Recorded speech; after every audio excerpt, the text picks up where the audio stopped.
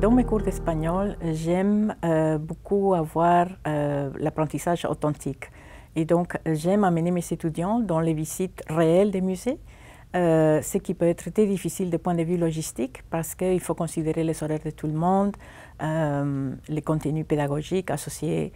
Et donc, pour pouvoir amener cette exposition-là à la salle de classe, je suis allée voir le Carrefour et je suis venue te consulter pour voir de quelle façon on pourrait avoir une première piste qui était les logiciels 360 pour amener l'exposition réelle en virtuel. Mais l'expérience n'a pas été très concluante. C'est à ce moment-là que nous avons pensé à une deuxième possibilité. Et cette deuxième possibilité, c'était de créer une visite virtuelle de toutes pièces avec des contenus originaux.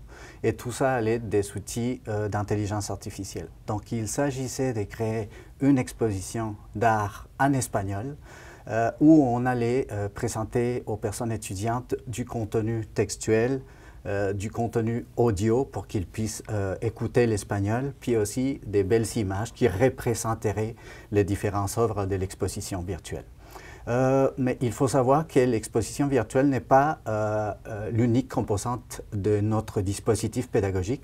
Il y a d'autres composantes. Donc, les deux autres composantes sont en fait un guide d'accompagnement qui permet à l'étudiant de faire la visite. Donc, on l'accompagne dans la réalisation de la visite.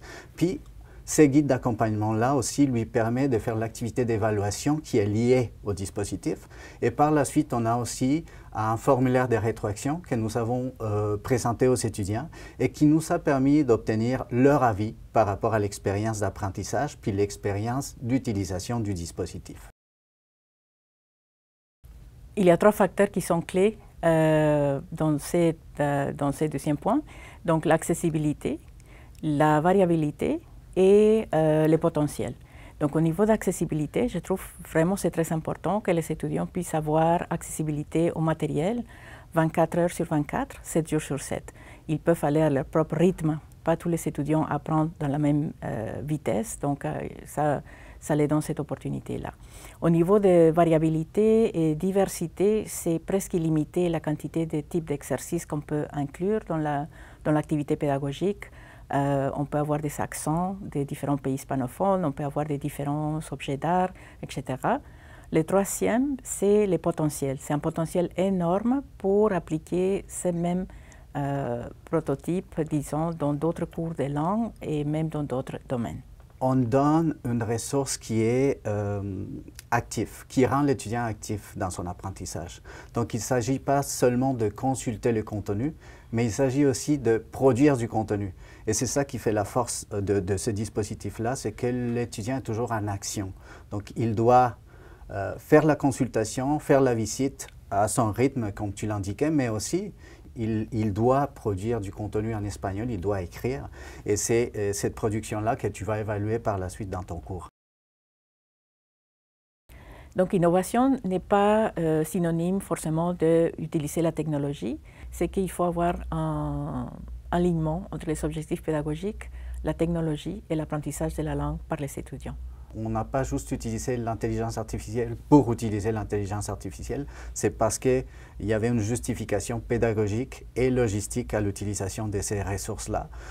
Ensuite, il y a aussi la question du modèle. Il faut se doter d'un bon modèle de développement de projets. Dans notre cas, nous, on a utilisé un modèle qui est assez populaire, qui s'appelle le modèle ADI, qui nous a permis de couvrir l'ensemble d'étapes, puis de couvrir l'ensemble des composantes que nous allions développer dans ces projets-là. Puis finalement, il y a la question du travail en équipe. Il faut faire confiance à l'expertise de l'autre, que ce soit une équipe de 2, une équipe de 10, il faut compter sur les différentes expertises. Et je pense que ça fait aussi la réussite de ce projet-là, c'est que nous sommes fait confiance l'un à l'autre.